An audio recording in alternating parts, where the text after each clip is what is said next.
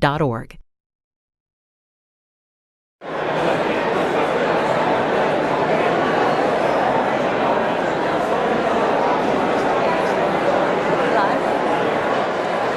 Dan? Good morning. Good morning.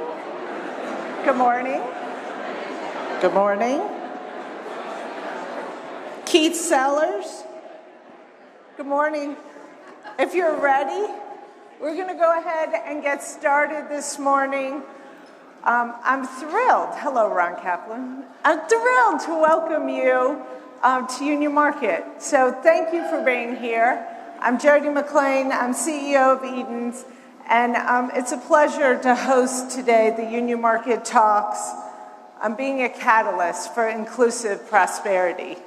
I'm not sure we expected to fill every chair, so we're thrilled you're here. I take it that is your passion for Richard, Florida. Maybe it's reflective of your passion for our city, or maybe it's just that we all enjoy being in spaces and coming together in places like Union Market. We have a great program planned this morning, including the first public conversation with my good friend and urbanist Richard Florida about his just released book, The New Urban Crisis.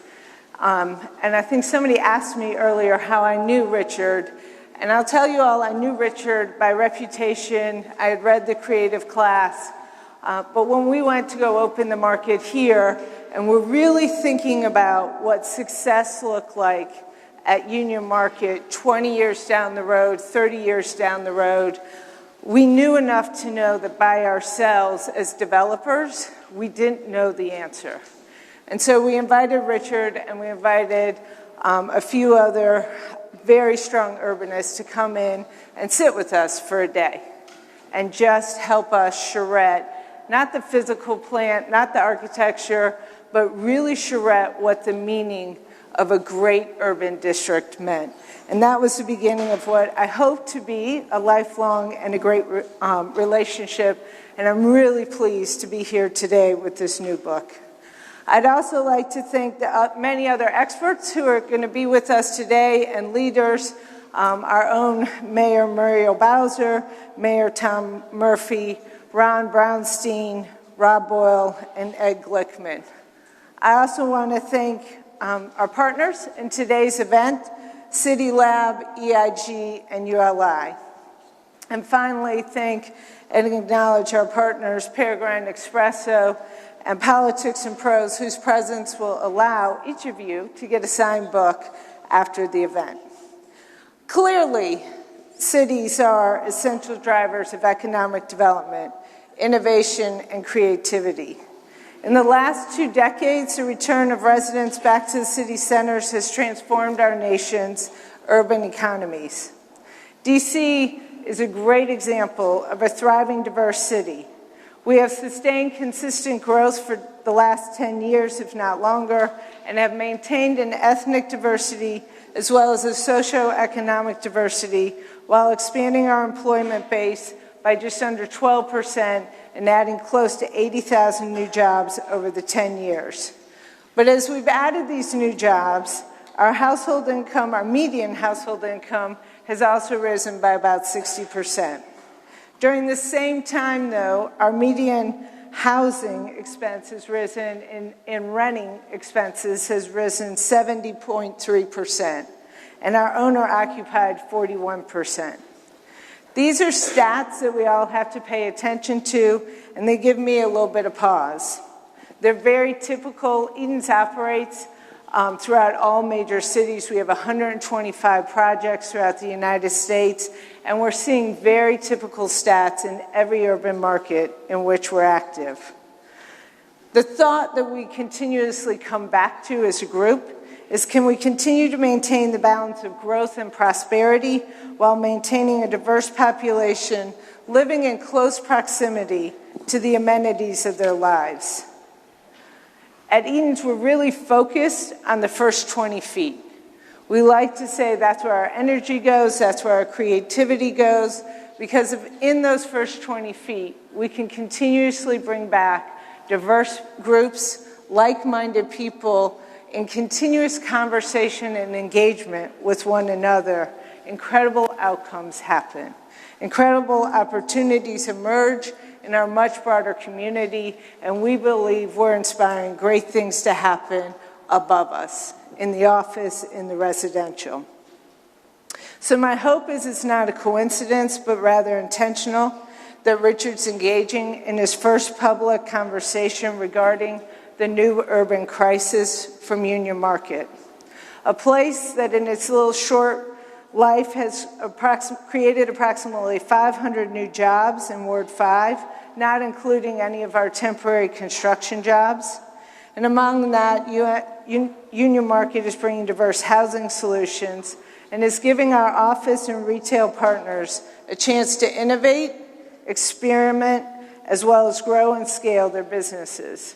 But most importantly, Union Market is intentionally and continuously fostering these conversations around the table between really diverse cohorts in order to inspire openness of thought and attitude about risk-taking. In order to continue to push innovation, I believe the following ingredients are a must. A place where there's routine engagement of diversity and openness of thought to push for these new ideas and risk on execution. Entrepreneurs have to have access to capital to grow and access to accessible, trained, and prepared workforce. With the demands on people's lives, they need to be able to live relatively close to the amenities of their lives, which include their work, their friends, their retail, their churches. And in order for any community to reach its highest potential, members must have constant inspiration and hope. But as we all know, and I'm sure Richard will discuss, these same forces that drive success can ultimately generate divides that hold us back if we're not intentional on decision-making that leads to long-term prosperity for all. Our cities need broader strategies for building greater inclusive prosperity in our communities. Cities will remain the most powerful economic engine the world has ever seen, but the only way forward is to evolve the model of urbanism and urbanism for all. All community stakeholders, our residents, businesses, private sectors, municipalities, civic organizations, play a critical role in helping achieve this much-needed goal. We believe working together, we can continue to progress our cities and neighborhoods to ensure a more inclusive prosperity in which all residents can participate. This is a long-term solution that ensures a viable, diverse, healthy community, healthy economy, and healthy lifestyle where we will see all of our fellow residents succeed and flourish. Now it is with great pleasure for me to introduce to you Ron Brownstein, the editorial director for the National Journal Group. Ron is a two-time Pulitzer Prize finalist for political reporting and has been named one of America's best political journalists by The Economist. Ron, if you'll bring Richard, Professor, Florida. Thank you. Thanks, Jody. It is my pleasure to introduce my colleague at The Atlantic, Richard Florida. He is joining us today, come on up, Richard, for a conversation about his new book, The New Urban Crisis. And Richard, one thing I've learned in selling books is always have a book so you can hold up the book. Thank you for bringing it. I wanted to make sure I at least had one. He is, of course, one of the world's leading urbanists, researcher and professor, serving as director of the Martin Prosperity Institute at the University of Toronto's Rotman School of Management, a distinguished fellow at New York University, a writer and journalist, author of several bestsellers, including the seminal The Rise of the Creative Class, a senior editor at The Atlantic, and a editor-at-large and co-founder of our City Lab publication. Time Magazine recounted your Twitter feed as one of the 140 most influential in the world. I guess they had a 140-character limit on the listing. And there were only 140 of us tweeting at that time. Yeah, exactly. Okay. Let's kind of, we mentioned the creative class, and that's certainly a work for which I'm guessing almost everyone in this room has read. One of the most influential books about cities in recent decades. And in The Rise of the Creative Class, you argue that luring talented members of the creative class was a key to reviving cities. And in many ways, that's exactly what's happened to a remarkable extent over the past 2 decades. And you can see the effect in places like this that is spread. I was in Chicago this weekend, and you see the movement there as well. It sure looks like a lot is going well for cities. But after that revival, after that theory largely played out the way that you expected in one sense, you now see a new urban crisis. So what defines the new urban crisis, and what went wrong? Thank you, Ron. Well, I was living in Pittsburgh at the time, and it's so nice that we'll be joined by our mayor of Pittsburgh, Tom Murphy, in just a little while, kind of bookending this. And I love Pittsburgh. I loved Pittsburgh. I lived there for as much time as I grew up in my boyhood home in New Jersey. I lived there for 17 years, and I taught at one of the greatest universities in the world, Carnegie Mellon University. And I was very involved with Mayor Murphy and others in the revival of Pittsburgh. What an incredible thing it was to see how many other communities had really seen the floor cut out from under them. But Pittsburgh, thanks to great leadership, great philanthropy, great universities, great neighborhood, was able to stave off the worst of decline. Carnegie Mellon, where I was teaching, had a per person or per research and development dollar level of productivity in terms of invention, patenting, spin-off company, like MIT or Stanford. Yet, at that time, now things have changed wonderfully, but at that time, the young people who were making those inventions were leaving the city to go to the Silicon Valley or Boston. My students, I went back to class one day and I said, how many of you young people want to stay in Pittsburgh? And not a hand went up. So that's where many of my ideas come from my local circumstance. I'm an urbanist. So why wasn't Pittsburgh? So the idea was then the 3 T's. Technology, talent, and tolerance. We had the technology in the great universities and the great companies. We had the talent, but for some reason, I can go on and on about this, it was a long time ago, it wasn't gluing itself to Pittsburgh. So the creative class was a group that I identified, really highly educated people who work in knowledge-based industries, scientists, entrepreneurs, researchers, innovators, artists, musicians.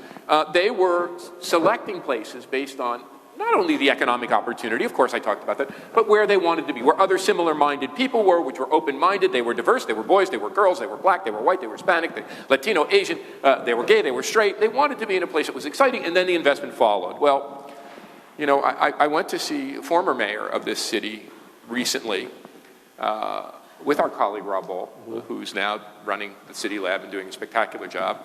And he said to me, he pointed to my books, and he said, Florida, we followed your playbook, and Lord, did you screw us up. And I said, oh, Mr. Mayor, you're gonna like my next book, The New Urban Crisis.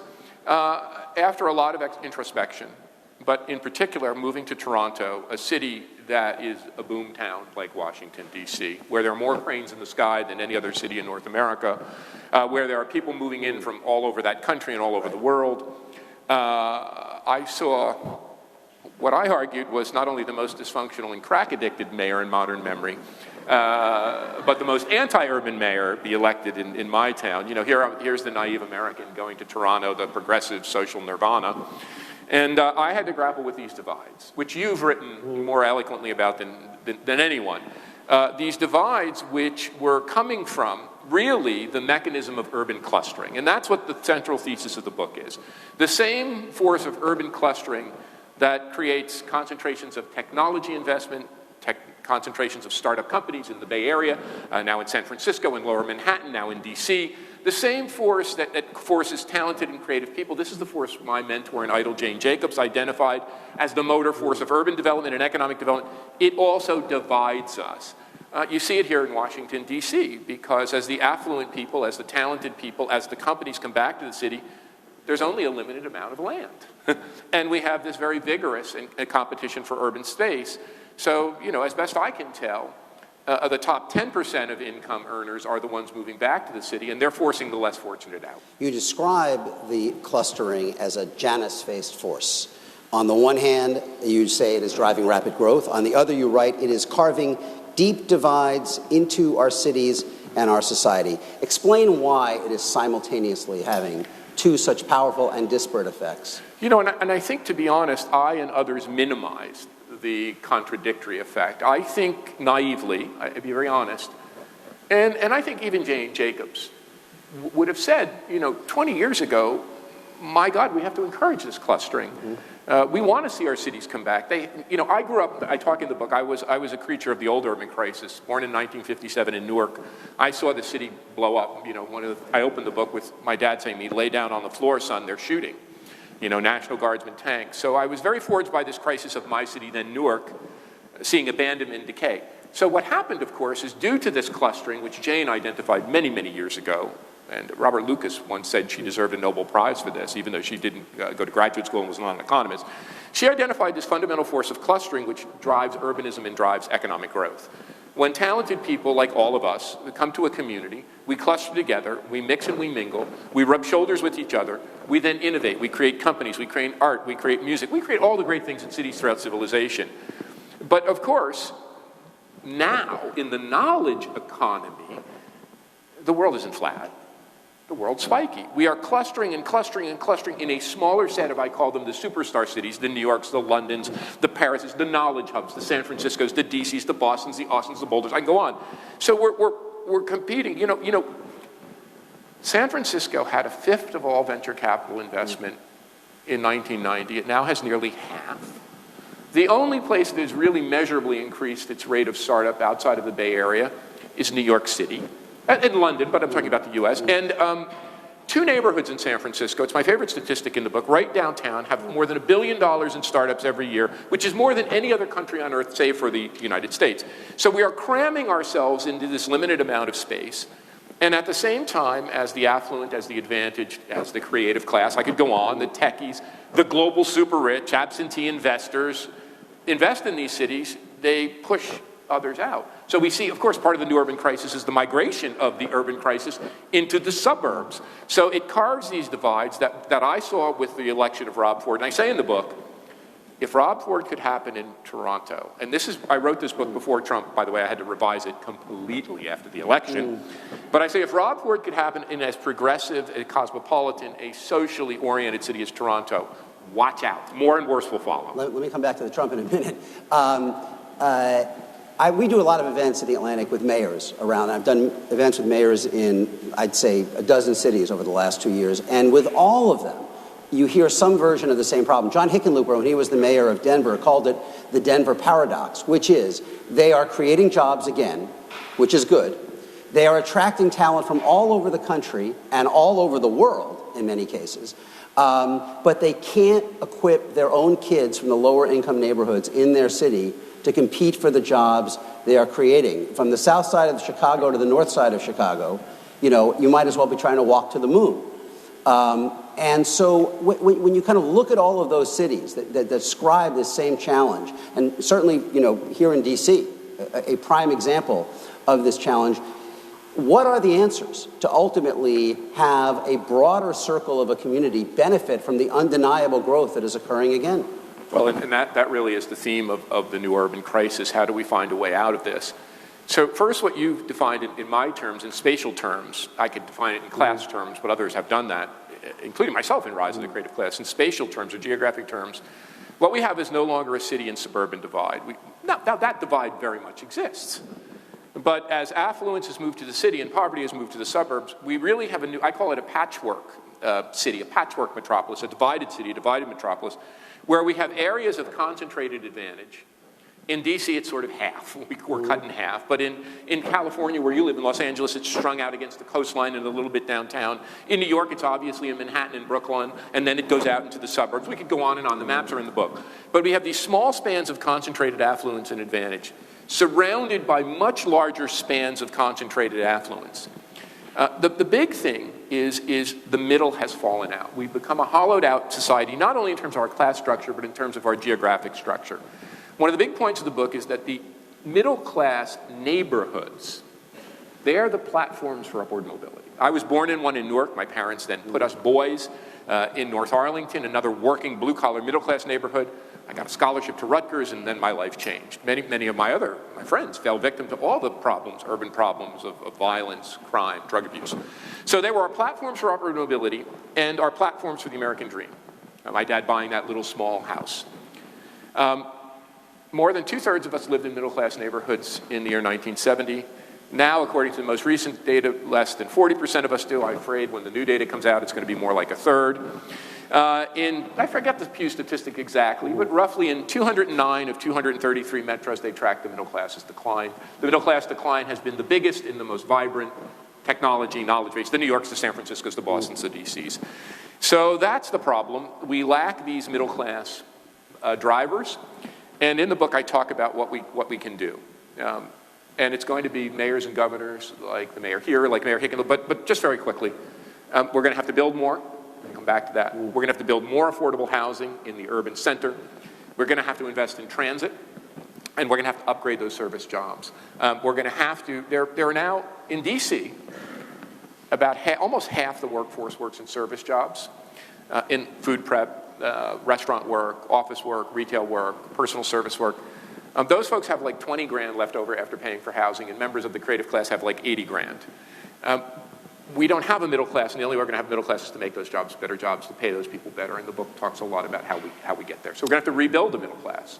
Now, you know, in the book, in the first chapter, first page, you start, imagine that you could travel back in time to 1975, snatch a random New Yorker off the street and set him loose in the city today. I volunteer. I was a random New Yorker. I was a high school senior in 1975 in New York. We're the same age. We're the same age. And that was the era of Ford to New York, drop dead. I remember taking the subway with newspapers blowing through the cars, you know, and graffiti everywhere. The concern then in the original urban crisis was that cities would be a kind of sinkhole of dysfunction and despair that would kind of pull down everything around them. But now the concern seems to be the opposite, that they're kind of having this escape velocity and that they are thriving while the Trumpian countryside is withering away.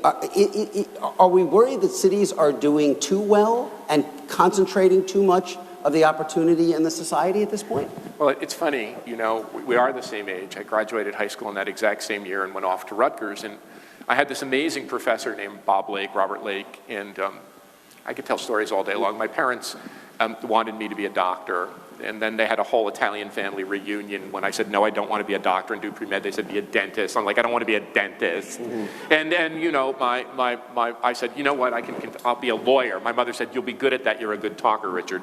So, but I remember this professor said, this is where the example comes from, your assignment in urban geography is to take the train from New Brunswick, where I was at Rutgers College, take the subway, and go tour Lower Manhattan. And I saw, you know, Soho with the artists encroaching on the old manufacturing buildings. I saw what was happening in Greenwich Village. You know, my mental model of a city was Newark. So I saw these first tender shoots of an urban revival. And I think I was very excited about that. I think in my work on the rise of the creative class in Pittsburgh, I was very excited about that. So what's happened, though, is this red-blue divide that you have written more eloquently than anyone, that we've chronicled, we've actually written together on this, about the number of counties that are blue and how they become blue, or the numbers that are red. This urban revival have packed the talented, the successful, the entrepreneurs, the innovators, the artists and the musicians in a handful of places, creating a thriving, you know, urban cores, creating thriving metropolitan areas, and pushing people out to the suburbs, here, the exurbs, or pushing them to other areas. So you have these little dots of economic vibrancy, economic dynamism that are blue, and then, you know, much larger spans that are falling behind. And I think that's what's behind this populist backlash. People are saying, you know, I am being left behind. I don't know why. Not just me, my place is being left behind. I don't know why. And I'm mad. And you know, I saw it in Toronto. I know this is Washington, D.C., America's capital. But if I could see that backlash in Toronto, and by the way, not just coming from the white working class, coming from what Canadians call new Canadians, Caribbean, Indian, Asian people saying, no, we're being locked out, and our children are being locked out of this urban revival. I think that is the underlying economic, social, cultural, and political dynamic and that's why I think it's bigger than a new urban crisis. Yeah. It's actually the central crisis of capitalism and democracy. The statistic that really jumps out that we talked about before is that Hillary Clinton won fewer than 1/6 of all the counties in the country, and yet her counties account for 2/3 of all the economic activity in the country. Is that a sustainable model for the society more broadly? No. No. And that's why I had to rewrite the book in the wake of the election. You know, we woke up, we had a party in Toronto, and, well, it wasn't much of a party. And we woke up in the morning, and, you know, my wife, who I've barely seen cry, was in tears. And I learned something that day about the difference between women and men, but that's for another conversation. Because I took it seriously, but I've never seen so many of my women friends crushed like this. So my wife said something very brilliant. She said, you know, Richard, we're pretty advantaged. We do pretty well. Imagine if Mrs. Clinton had won, how the other side would feel. And that's when I undertook, and I called my publisher and said, I have to rewrite the book. And I said, you know, I had been calling for federal solutions. I consider myself a progressive. It's not what this is about. But I've been calling for Mrs. Clinton, you know, imagining she would be elected and we would have a council of cities, like the National Economic Council or the National Security Council, staffed by mayors like Mayor Murphy or Fort Mayor Hickenlooper. We could go on. The blurbers of the book, you know. We would have this council of urbanists and cities, and we would have a national agenda for affordable housing and transit. And then I said, oh my God, this will never happen. But I think it caused me, and you know, if Joel Kotkin, my once nemesis, and I have an op-ed in the Daily Beast today, wow, a joint op-ed calling that says to empower, to overcome our divides, empower cities. And here's what I've come to believe. The only way out of the red-blue divide is to reduce the stakes. It's not just about economic vibrancy and about building better cities and how mayors know better, that, and how cities are, I know all of that, that's been written about. But the only way to recover our divide, you're going to know, and that's why I'd like to actually ask put our minds together on this, Ron. The nation state and the imperial presidency were really great for their day, 100 or a half century, 100 years ago, a half century ago. We needed Franklin Delano Roosevelt. We needed a strong president. We needed all of this. We needed Social Security. But now it's outlived its shelf life. And every 8 years we have the equivalent of a national political civil war. The only way for us to heal, I think, is for us to say, look, if I want to live in a blue city or a blue suburb, I can govern myself and empower my mayor. And I can. If you want to live in a red, if you want to live in a red city or suburb, that's okay. But we still have faith in our localities. We still have faith in our communities. So it seems to me we have to empower communities to make the investments and address the challenges they need. We have to devolve power from Washington, put resources back in the hands of mayors, and politically, I think that reduces the stakes. It won't be that every 8 years we have this national trauma because the federal government won't be so strong. So that's what, when we talk about inclusive prosperity, that's what we mean. And hopefully in the wake of this book, now the book's out there and it's causing conversations. Not everyone's going to like it, and I'm going to be a lightning rod, which is great. I like that.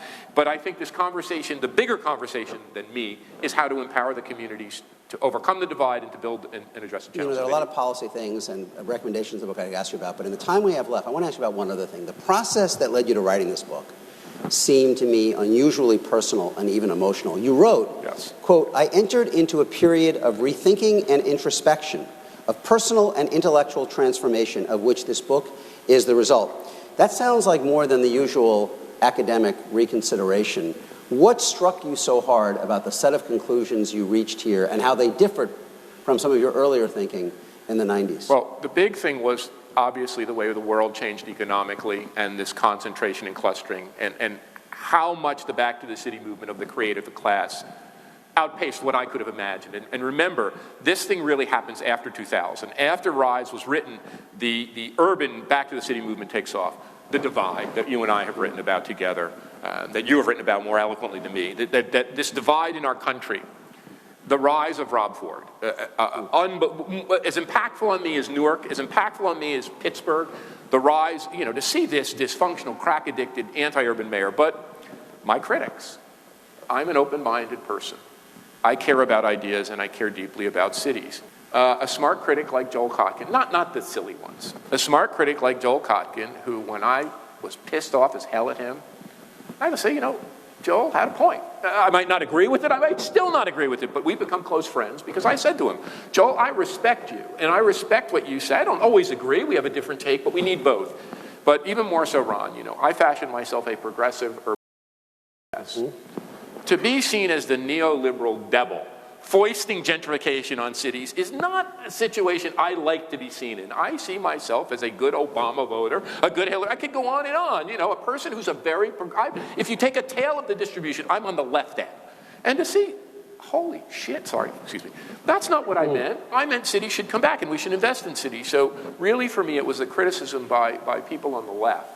And me saying, you know, they have a point and I want to respond to it and I want to respond to it. And then finally, because of the Atlantic, because of David Bradley, who owns the Atlantic, because we have a platform now that he invested in at CityLab, we have people like Rob, I actually had an ability to convene a conversation, right? I didn't have that before.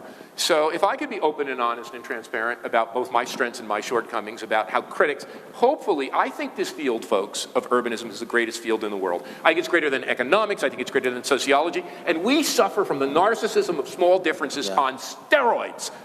But there's a big world out there, and I wanted to try to showcase this field when it agrees with me, when it doesn't, in all of its kind of beauty and intelligence. So that's what did it. Our clock is ticking, but let me ask you real quick.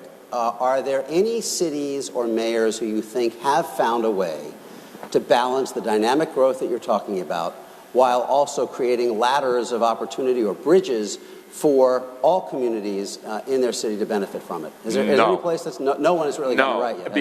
Because the crisis is just emergent, and a mayor like Eric Garcetti is dealing with minimum wage and better jobs. A mayor like Bill de Blasio is dealing with affordable housing. We could go on and on. A mayor like Sadiq Khan and Anne Hidalgo in London and Paris. But here's what I want to say. You mentioned John Hickenlooper. Right. 1 minute. Here's my dream. In the next election cycle, the Democrats nominate a mayor. Let's pick one. Let's pick, you mentioned him, John Hickenlooper.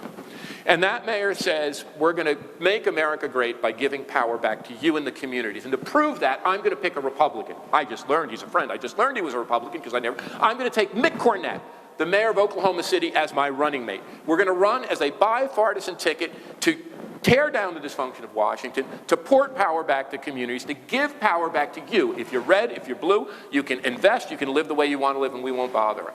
I think that's a winning scenario, and I think that's the kind of, if we don't have that ticket, that's the kind of debate we need to be having in this country. The good news is, You're very kind. Thank you.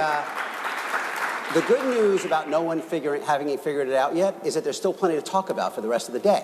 So we're going to leave the stage out. Join me in thanking Richard Florida and turn you over to the next panel. Thank you, Ron. Thank you. Thank you. Thank you so much.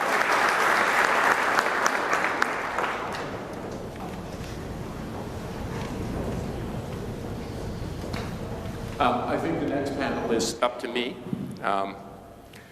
We have a fantastic day planned for you guys, and I am just so thrilled that Ron could be part of this. You know, they asked, who would you like to have a conversation with you, and the first person I said was Ron Brownstein, my colleague at the Atlantic, who to my mind is the greatest political and social and cultural journalist of our time. And we have a great afternoon with people who are amazing on these issues. And I get the honor of, what? Oh, okay. Sorry, guys. So I think I know why we're going to switch the order of our panels, but we are going to. So I will leave the stage and Rob, invite my colleague Rob Bohl to talk, and we're going to switch the order of the panels. Rob is the general manager and director of CityLab. We've become dear friends. He has brought such energy to something I love, and what he has done to build it, and what he is going to do, we are going to do to build it, to take it to the next level is just exceptional. And Rob's going to conduct the panel, Jody, and Steve, to talk about what's happening at the local and the national level in terms of addressing these economic disparities and development. Thank you, guys. I think I figured out what's happening.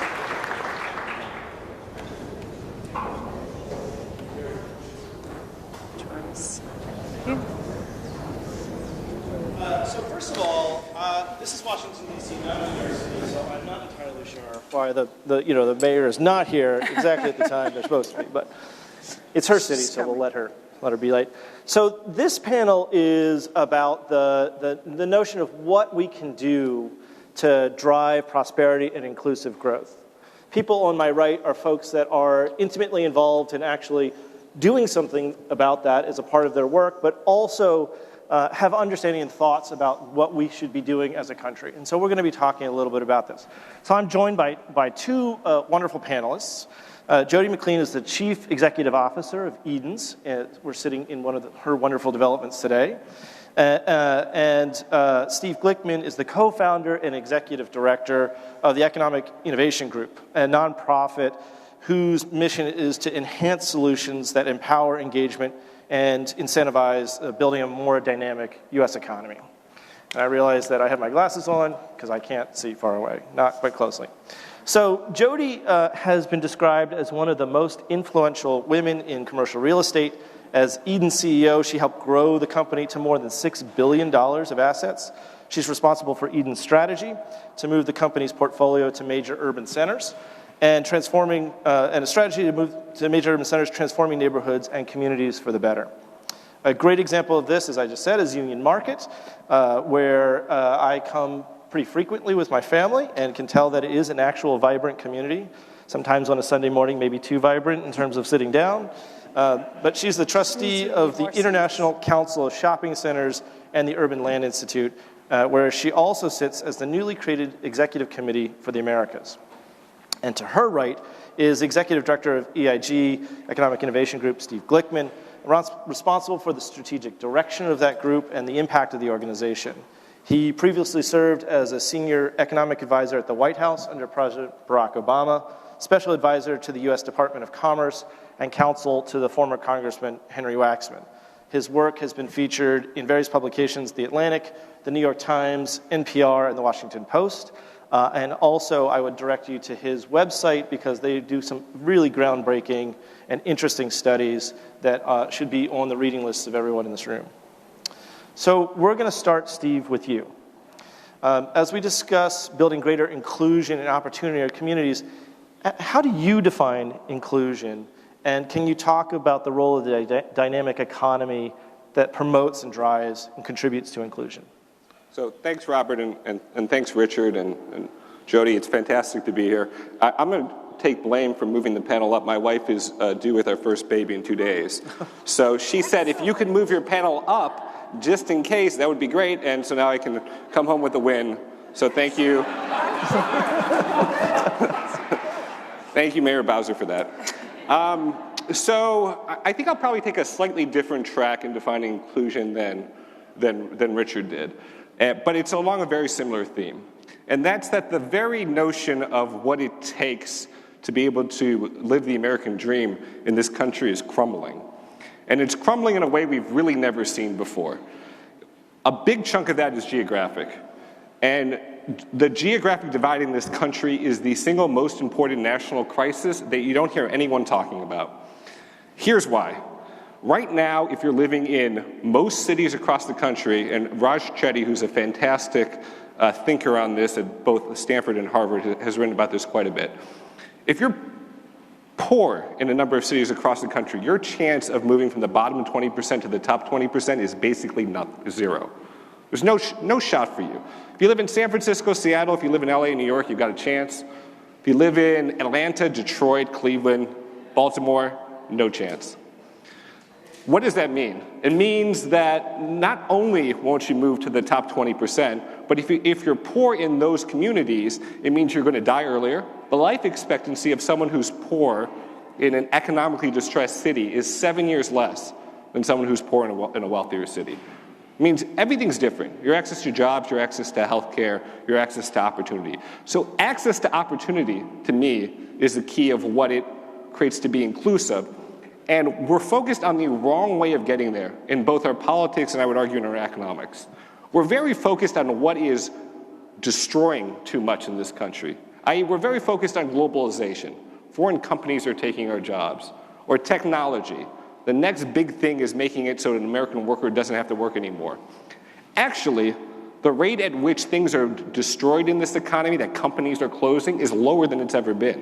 What we're not doing in this country is we're not creating enough. The rate of new business creation in this country is at a 40-year low.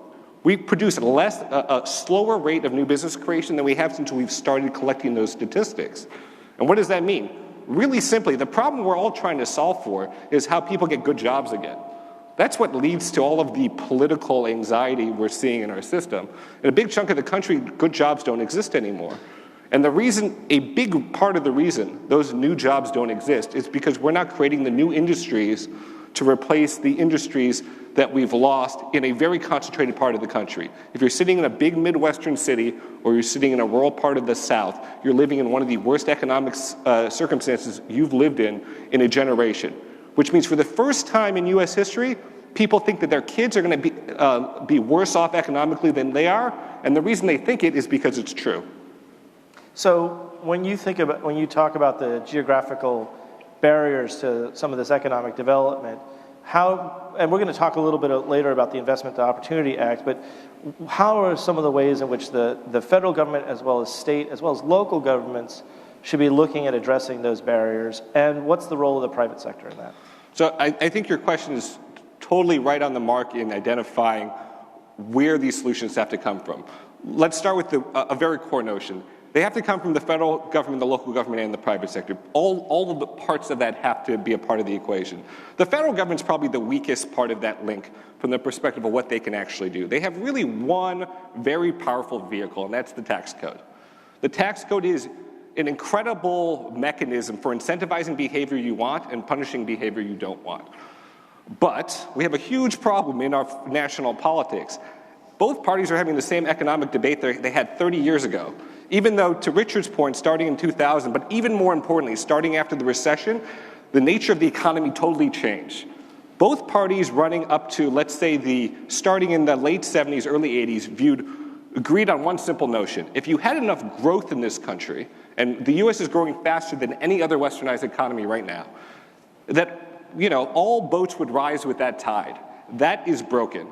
Growth in this country is entirely limited to those super-performing cities that Richard talks about. You're sitting in one right now in D.C., and the other cities aren't benefiting from that same type of growth because they haven't done the sort of things that they need to do to compete. They haven't diversified their economy.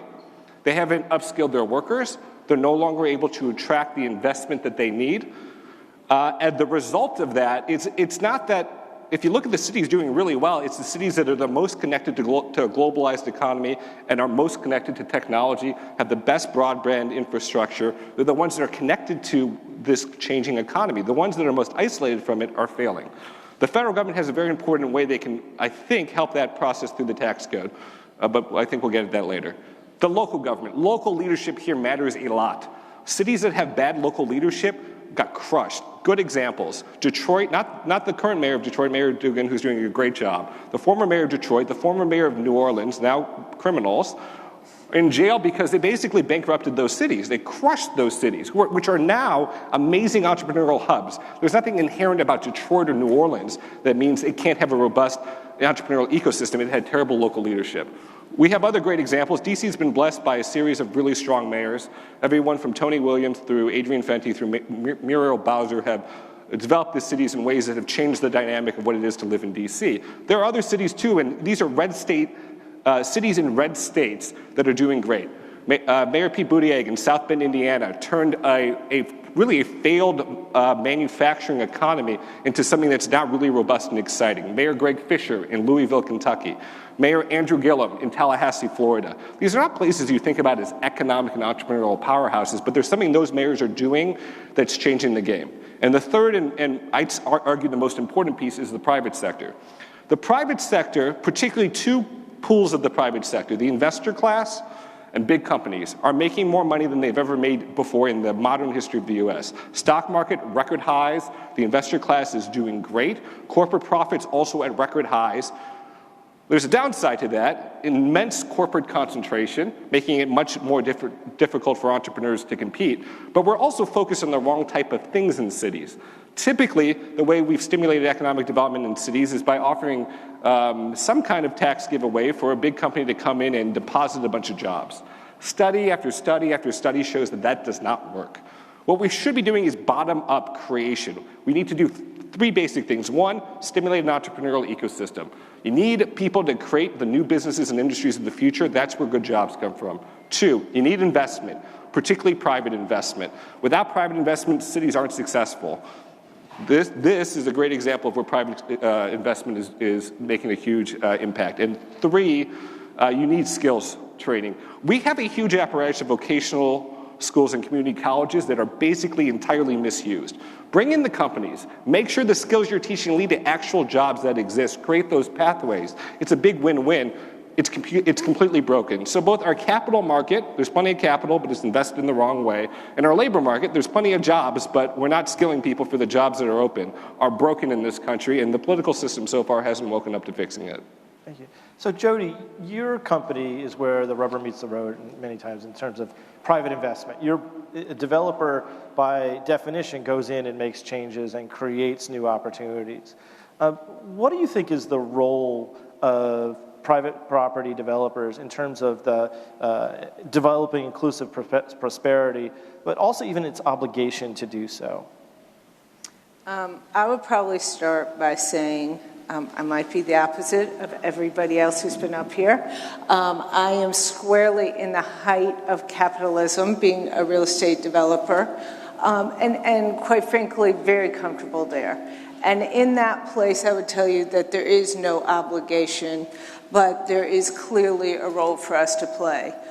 Success for us, the ultimate success for us, only comes when we're in the most viable economies, we're in the most vital and vibrant places, and that doesn't happen on its own. So maybe it's a forever snowball effect that is adding upon itself, but just like when we came here, we had to be willing to take a long-term approach, and I would say that's probably our biggest challenge.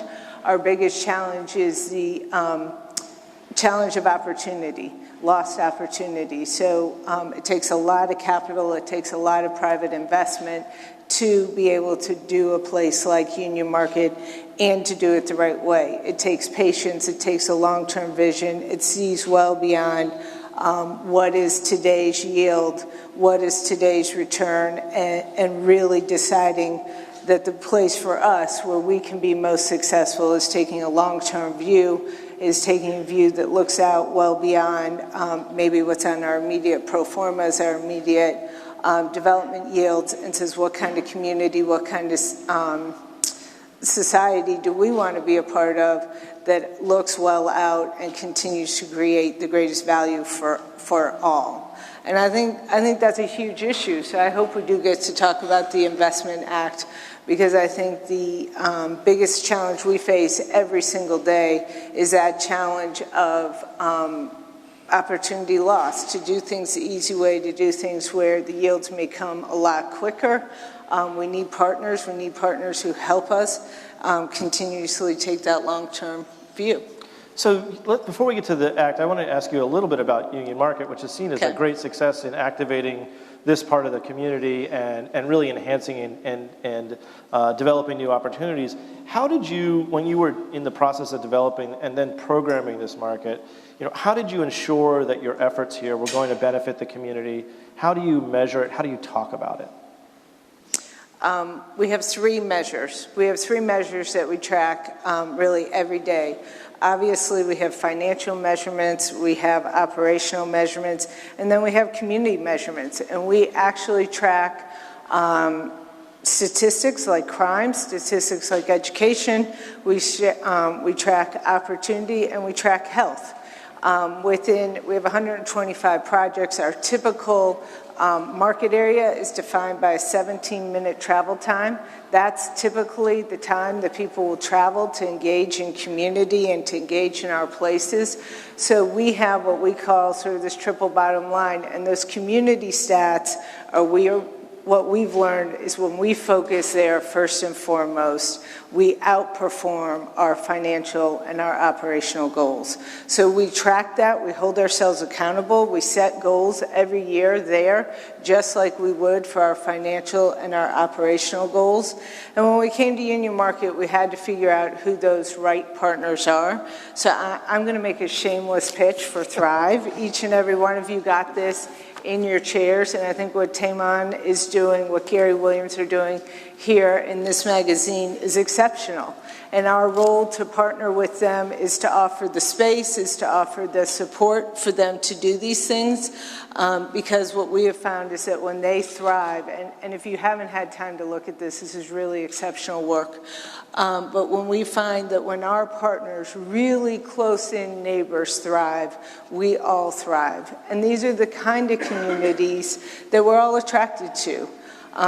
We're not attracted, even places, I think it was Jane Jacobs who said this, even places where it's all the rich people become very, very boring. We are attracted to places where there is absolute diversity, we feel creative, we feel approachable, and in the long run, these are the places that will be most successful. And when our partners are thriving, it's going to continue to build economic stability, it's going to continue to build opportunity for all of us. I'm going to ask let me ask one more question of you, Jody, before going back and talking to you, Steve. The things that you've done here at Eden's in DC, as well as around the country, what are the lessons that you've learned through this process that are replicable in other communities? When you talk to other real estate developers and say, here are the things that really work that I think could work for you, what do you say to them? We've learned a lot of lessons. The one thing we've learned is to debrief just about everything we do, and we document lessons learned. Eden's is not afraid to make mistakes, and I think as a woman, but also in America, that's unusual. So we've learned to let our places be authentic. We've learned to give control back to communities. We did a project out in Fairfax, a 2 million square foot project. We closed on that land in 2009, things that nobody else was doing. And we held on tight because we were scared to make a mistake in that kind of economic atmosphere. And what we learned was when we trusted the community and we gave back control over the space, it really became much more vibrant, much more vital. It became more successful. So I think we've learned about these partnerships and we've learned how to partner. We've learned that same way within the municipalities in which we're working. We've learned to be authentic. We've learned to push for those things that we truly believe in. But we've learned to listen and to really understand the goals and to trust the goals of the broader communities and to fall within them. And together, I think we've learned that makes the most prosperous outcomes. Thank you. So, Steve, we've talked a little bit or referenced the Investing in Opportunity Act. Can you spend just a few minutes telling people what it is? I actually must admit I tried to read the act itself, and I utterly failed. So I think I understand what you're trying to do, but the language itself is complicated. So can you tell us a little more about how that is going to incentivize investment into these new opportunity zones, or these zones for inclusion and prosperity? But I also want you to address that there have been zone approaches before. There are people from Housing and Urban Development here, and those zones have had mixed success. How is this going to be different? So a couple of things. Let me give a quick bit of context. So first, this is a very simple tax bill, actually. It's only 1,500 pages long, which is very easy to read. No, it's only 15 pages long. I got about 2 pages in. It's super easy to read through. Robert, I don't know what your problem is, frankly. But I'll talk through it a little bit. Let me give a couple pieces of context and a few quick stats. So here's what we're trying to solve for. There's lots of capital and investable capital in this country. We did a quick look at this. There's about $2.3 trillion in unrealized capital gains just in stocks and mutual funds. That's more than the amount of money we talk about when we're talking about corporate repatriated profits from overseas that we're trying to get in this country to invest. That's all domestically invested capital that's here now. We want to tap into that, one. Two, 80% of venture capital, nearly 80%, is invested in 3 states: Massachusetts, California, New York. The rest of the country splits that other 20%, and most states get barely any. 3, the rate of small business lending in this country is like at 20-year lows. There are less small and community banks. The big banks have gotten bigger. They're lending less to small companies. And 4, and this was a stat we found in a recent study we did, 5 U.S. cities account for the same net growth in new businesses as the rest of the country combined. Miami, New York, Dallas, LA, and Houston account for the same growth and new business creation, the same entrepreneurship growth as the rest of the country. Hugely uneven. Lots of entrepreneurs throughout the country. How do we connect those dots? So what the Investing Opportunity Act does is it really builds on this legacy, a bipartisan legacy, of how do you get the public and private sector to work together where the federal government or state governments can identify areas of need and federal capital can come in behind that. There are a couple really good examples outside of D.C., in addition to D.C., of places where you see big investors who are turning cities around. Dan Gilbert in Detroit, Kevin Plank in Baltimore, a lesser-known investor, Graham Weston in San Antonio, Tony Hsieh in Las Vegas. They're purposely building out the most troubled parts or some of the most troubled parts of those cities and making a big impact, but their investments are not enough.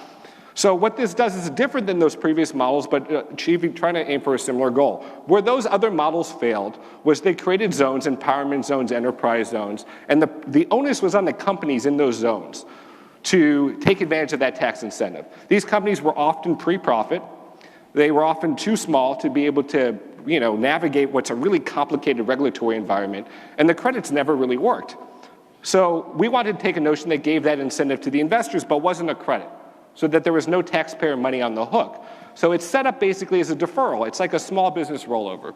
If you've got capital gains and you want to reinvest it, you can defer your capital gains on those investments as long as you rolled over in a distressed community. And the bill calls those opportunity zones. They're designated as low-income communities that each governor in every state is allowed to pick a set of these opportunity zones, and investors can invest in just about any asset, but they have to show those assets are improving. So it's not a tax shelter, it's a place where you're actually growing real capital in those communities. It would move tens of billions of dollars over 10 years from investors right now who are just investing on the coast to distressed communities all over the country. It'd be the biggest privately financed economic development program in modern U.S. history, and it's got a huge amount of bipartisan support. It's something we actually think is achievable this year. So considering the political climate that we're facing and some of the changes that changing in terms of federal policy, how likely do you see the passage of this bill? What's the over-under on it? Until 6 months ago, I thought I was a terrific political prognosticator. I totally knew my stuff. Turns out I don't know anything, so take this all with a grain of salt. Yeah, I feel like it should be opposite day. I should say it's not going to pass. I think it's going to pass this year. Here's why. It's got a tremendous amount of bipartisan support. In the Senate, it's led by Senators Cory Booker from New Jersey and Tim Scott from South Carolina, two fantastic rising stars in both those parties. In the House, it's led by Pat Tiberi from Ohio and Ron Kind from Wisconsin, two Democrats from the Midwest. At the end of last year, it had about 70 sponsors, a majority of the Ways and Means Committee, which has responsibility for tax policy. It had everyone from the Republican Study Committee chair to the head of the New Democrats to Bobby Rush, who was a former Black Panther in the South Side of Chicago. It appeals across the ideological spectrum. If anything can pass, this can pass. I'm just not sure anything can pass this year. Right. So, but if you're betting on anything, I would bet on this bill. All right. Well, I want to make sure that we have the next panel come up soon, which is, again, another all-star panel. I think both of our guests today have, hosting guests, I guess is the question, have really created opportunities that we have not had in Washington, D.C. or even on a national level. And there's a lot of change that is coming. And I think it's a wonderful sense of the ingenuity and the creativity and the opportunities that are facing in front of us. So I want to have you all thank our panelists, and then we'll transition to the next guest.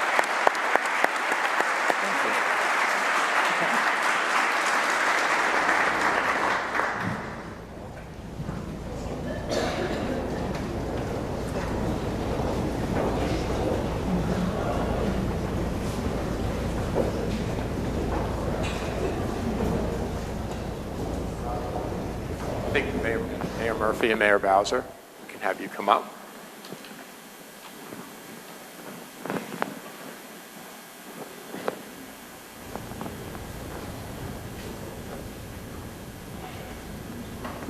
Hey, Tom.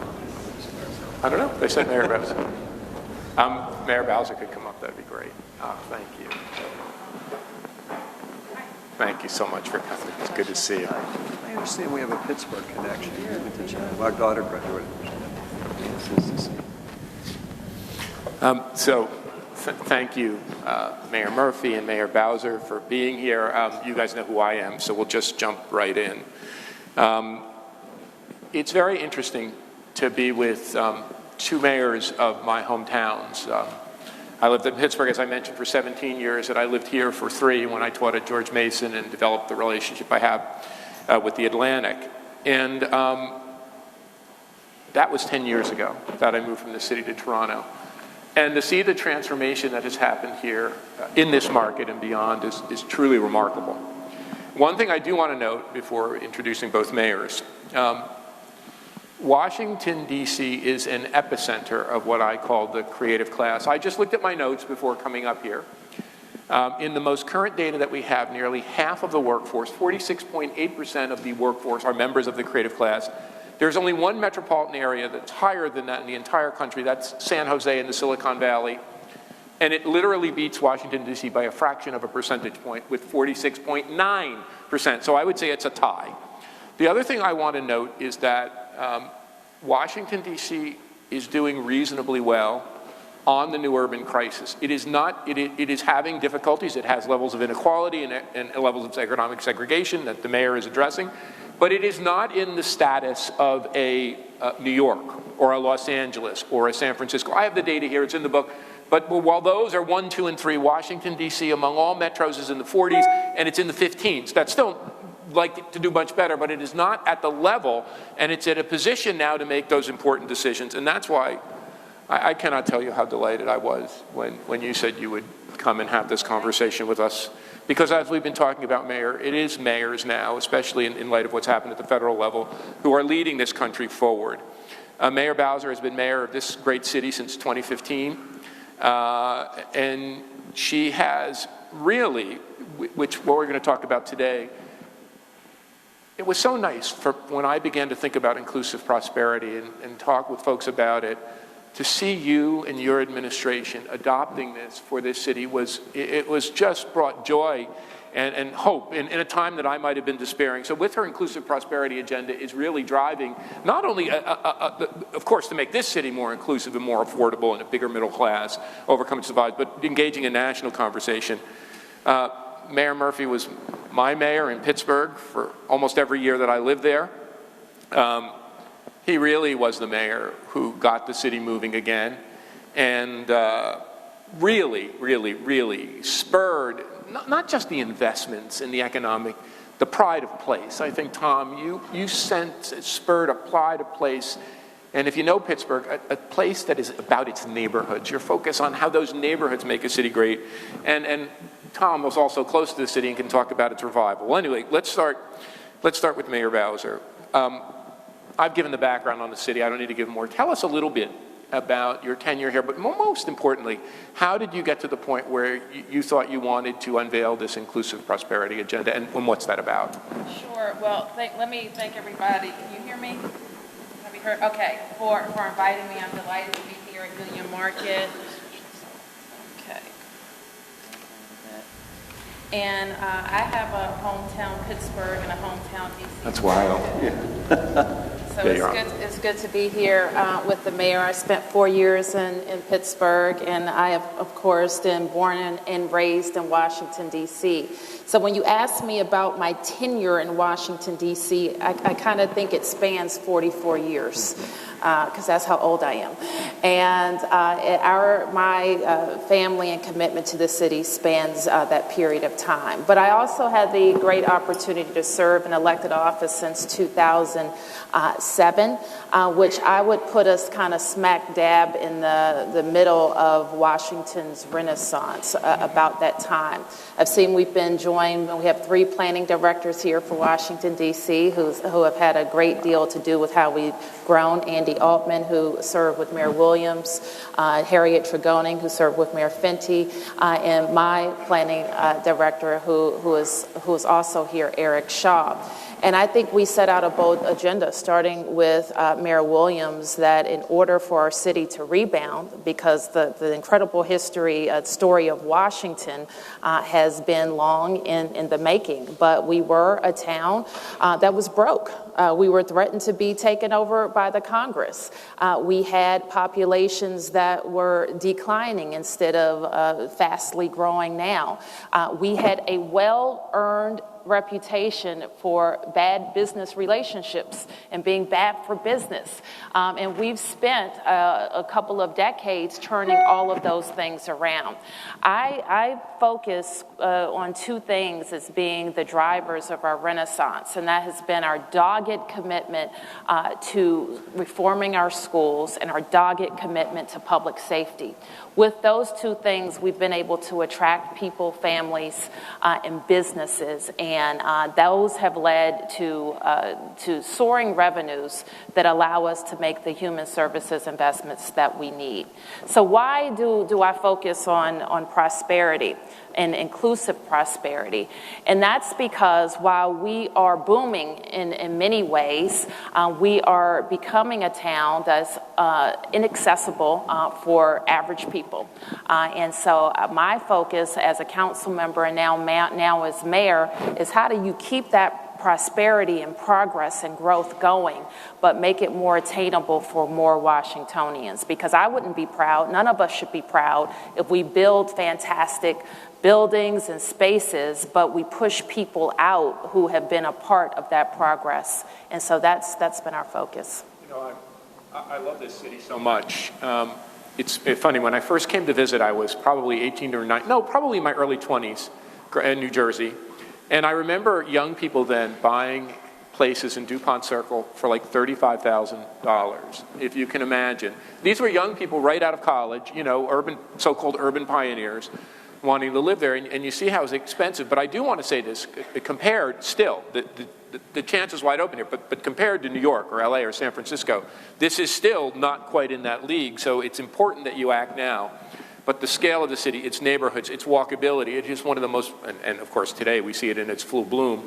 But I'm also think Pittsburgh is a spectacular city. You know this, Mayor Murphy, with its neighborhoods, its parks, its scale. And when I was at Carnegie Mellon, many of the young people were moving here. But now with housing it's very interesting to see what happens in a dozen years. Now with housing prices as they are, Pittsburgh is now attracting young people back from Washington, D.C., from New York, people because of its affordability and all the greatness of that city. Because it's an example of a comeback city, and it's an example of one of these places that's bucking the trend towards geographic disparity. So maybe start at the beginning, Tom. Tell us about when you became mayor, or even before, the trauma that hit Pittsburgh, and importantly, because how did Pittsburgh really, I mentioned it in my earlier remarks, how did Pittsburgh, I don't want to even turn it around, how did it stop the cliff?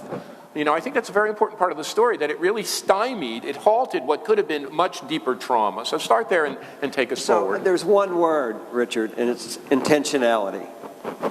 That's the word.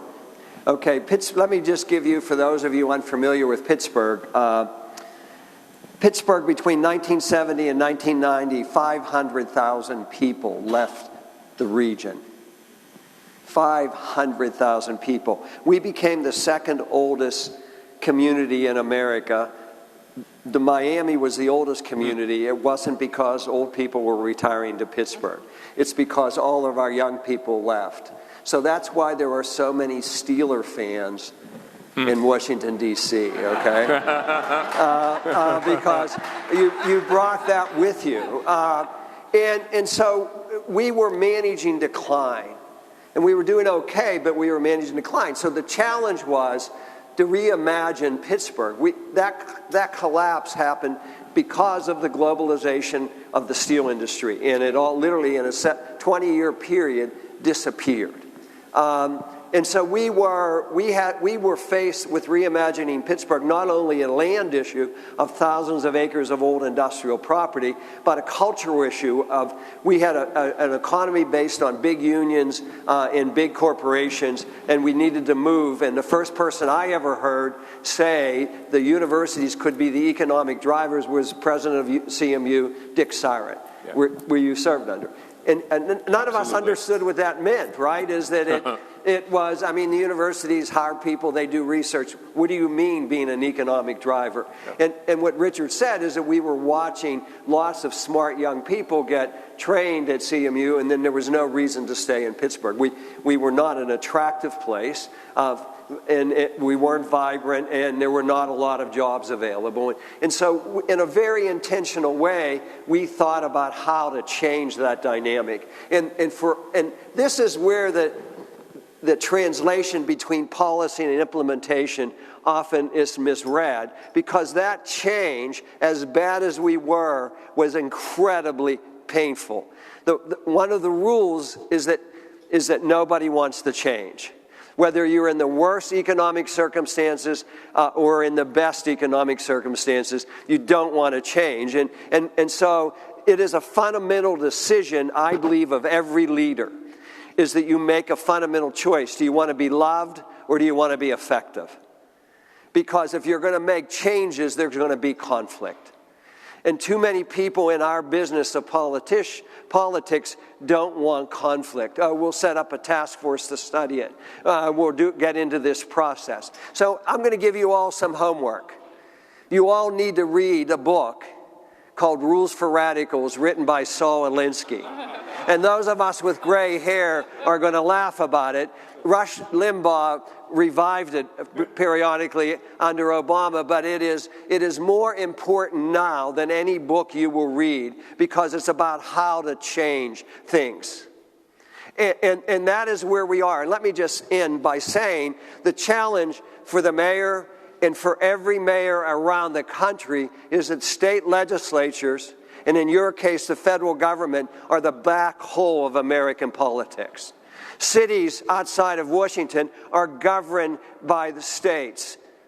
The cities are creatures of the state. And then legislators are the most resistant to change and the most reactive. And in some cases, think of North Carolina or Pennsylvania or even Virginia, are actively antagonistic to their cities. And so the challenge of Saul Alinsky is to understand that if we're going to build the kind of inclusive cities that we need to change the rules. Because the rules are set up for cities to simply survive now. They're not set up for cities to thrive. So Richard's thesis that cities need to be the center, not the tail of the conversation, is absolutely true.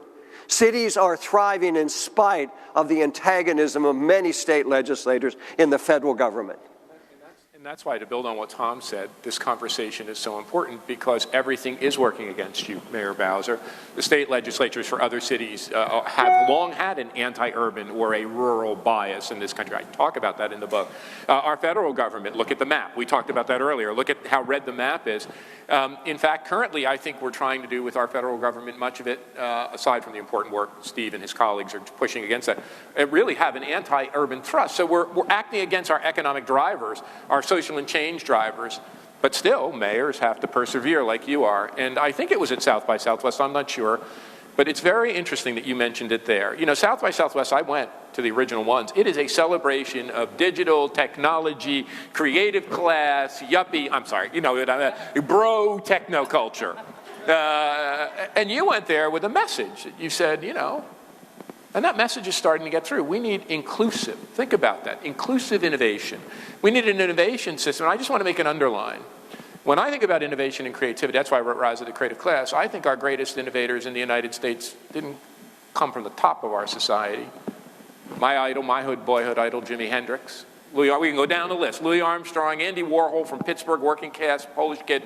They came from the bottom up. So I want you to talk a little bit about this inclusive innovation, how you see it, both at a bigger agenda and also here in Washington, D.C. Sure. So let me start by saying we're totally unique in the system to the mayor's point. We operate like a city, a county, and a state. So while we don't have a state legislature, we do have the federal government. And while we push them away day, when they're minding our business, we do call on them to mind the federal government's business in Washington.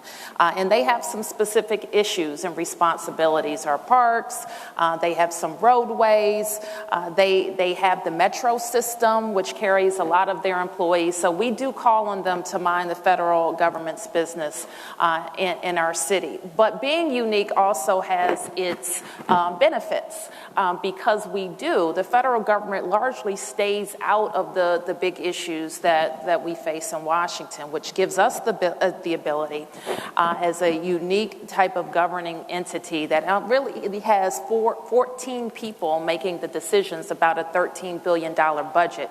It gives us the ability to innovate and to act quickly, to try things quickly. Sometimes we're successful, sometimes we fail, but we get to try things quickly. So when our planning director and DDOT director, and I see a former city administrator here, a former city administrator in the back, I'm going to give you an example. They had this wild idea to put, and Harriet will like this example, to put bike lanes down the middle of Pennsylvania Avenue. In some places, that probably would have been a 2-year process. It was about a 2-weekend process in the District of Columbia. So that, because we are unique and we have 14 decision makers, we can get things done a lot more quickly. And our focus when we talk about South by and our niche in tech, it really is to send the message. Anytime we do these missions, South by is a mission for us. I'm going to send a group has been to China and to Cuba, and we're going to go to the Middle East. It is to tell people about Washington and who we are. And I frequently say, this is not your grandfather's Washington. Many people around the country honestly think that we're only a city with the White House and the Congress.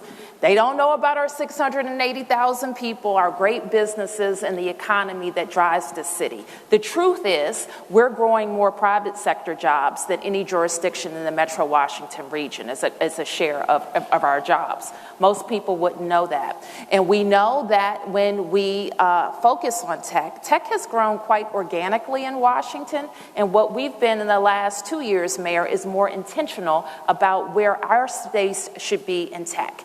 And that's what we go to South by Southwest to talk about. The truth is that women technopreneurs do better in Washington, D.C. than anywhere else.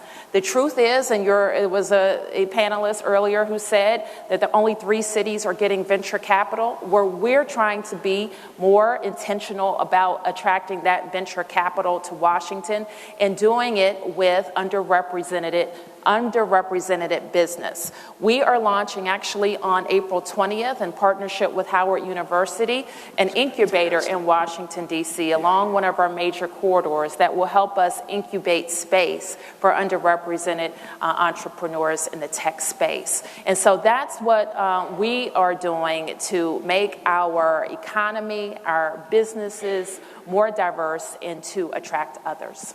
You know, one of the things that happened to me, I think last time I was in the city, we were here at the market, and it was on the eve of the Women's March. And we went for a tour of the market, and in one of these big buildings, we saw a group of DC-based creatives, rainbow, Black, Latino, Asian, working there, and they had convened in this large shed building, women artists from all over the country, building the art for the march. And it uplifted me so powerfully to see. And these young people said, you know, DC is the heart and soul of a different kind of creative class. They told me a different kind of more inclusive movement, a movement that really shares a social and political vision. So I think and I do think, whether you're conservative or liberal, there is a new age of activism around localism, and I think DC could really be, you know, the way we talk national policy, I think it could be a heart and soul of that. Tom, coming back to this theme, it's funny, Mayor Peduto in Pittsburgh now has picked up on this theme of inclusive innovation. He's one of the other mayors talking about it, and when I lived in Pittsburgh, of course, and taught at Carnegie Mellon, there was this robotic tank that would roll around, you know, in the back of the parking lot. I'd go like, what is that tank doing with nobody driving it? But now Pittsburgh has become the center, really, of autonomous robot-controlled vehicles. In your view, I mean, because to me, it's just mind-boggling in this decade, you know, I've been away, how it went from what you said to now it's really a place that's become a second tier. It's not the Bay Area yet, but it is one of the places that's becoming a tech center. How, in your view, you've kept touch, you keep track, how in your view has that change occurred there? I feel like I've gone to another planet, to be honest with you. But and because technology is driving, it is driving the economy there, and we are attracting thousands of young people who are attracted to the jobs and the cheap housing. And what is interesting, we began a development of a failed urban renewal area where 60% of the property in 1995 was tax delinquent. 60%. And you could have bought a house there for $1,000. And we started with an old Sears, an abandoned Sears building, convinced Home Depot to put a building there. Whole Foods opens. The year it opens, it's their highest percentage of food stamps in the country for a store. And now there's a big argument there about affordable housing. And so you don't want to apologize for that. That is great news that Google has 600 jobs there and Uber has 600 people working there, all because of the university, and there's hundreds of startup companies. And so that's where the intentionality comes in, is that I think mayors need the flexibility to lead, to sort of balance that success with what happens to people that live there, and whether they owned a home or they're renting, is how do you very intentionally begin to bring them in to the success story and not drive them out. Quick follow-up to you, Tom. I saw that Whole Foods go in, and I saw the commitment that the Community Development Corporation said it's not just going to be food for the creative class. You're going to employ local people. Right. You're going to pay them a good wage. Right. And you're going to provide food that the neighborhood. It's not just going to be a Whole Food for the others. Right. It's going to be a Whole Food for everyone. Right. So the community. But the other thing that's really important, I think, is when I look at the new divide, universities are both a big part of the uptick, but unfortunately they're a big part of the problem. And it's not just the big urban centers that have this divide. Go to any college town, Boulder, Austin. I'm going to Columbus. I taught at Ohio State. You can see it there. Even in Gainesville. I'm not talking big ones. Tallahassee, where there's a knowledge-based institution like a university focused on research and technology and the talent, they're also getting a divide. Just off the top of your head, Mayor Murphy, is there any way that you think a university could help be more of a partner in this inclusive agenda? Yeah, in most of the cities you mentioned, and in probably Washington, D.C., maybe not with the federal government, but in many of those cities you mentioned, the universities or hospitals are the largest employers. And it has been very mixed in terms of their sort of building that road from training. So let me go back to East Liberty. We worked with Whole Foods and Home Depot, and 80% of the employees they hired were walking to work. And initially Home Depot said, this is not where we're going to put a store, and we convinced them to bring a store there. And it has been, since it opened, the highest sales volume store in the Pittsburgh market. And so it disproved a lot of assumptions about poor neighborhoods, okay? But it was very intentional that we worked with Whole Foods, we worked with Home Depot to create that track. We recruited people, we being the city. We did initial training, Whole Foods, Home Depot get the choice. The universities have been resistant to doing that kind of really focused effort. And ironically, as you know, in Pittsburgh and in many other places, there's a large public housing community directly across the street from the University of Pittsburgh, right? And they might as well have been in two different cities. Well, let me just say one thing about universities, because we are adjacent to one of the finest universities anywhere in the United States of America, at Gallaudet University, and they have been tremendous partners to the District of Columbia, and they will be a tremendous part of the transformation of this space. So, and I wanted you also talk. But Howard, the Gallaudet. This is where I wanted to go. So you have crafted a different way. This market has crafted a different way of working with university and colleges. You mentioned Howard. You are doing it.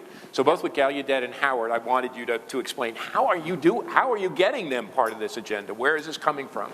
Well, we want to take advantage. Not only are they fantastic employers, they're huge landowners, they're huge drivers of transportation patterns across the city. They are huge drivers of development projects because they're largely big landowners in the city.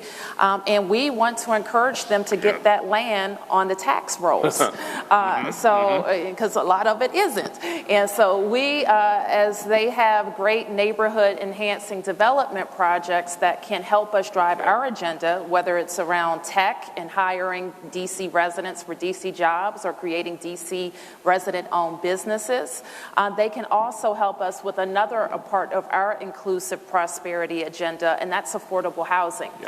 So when I look at opportunities, we always want to talk about how we can get more affordable housing. What about opportunities. the accelerator or the incubator at Howard? You threw that out there. It sounds fantastic. And tell us a little bit more about how you see that. They're just kicking off, and I expect them to be able to attract people who want to start businesses and get other supportive services, and it will be a hub for us.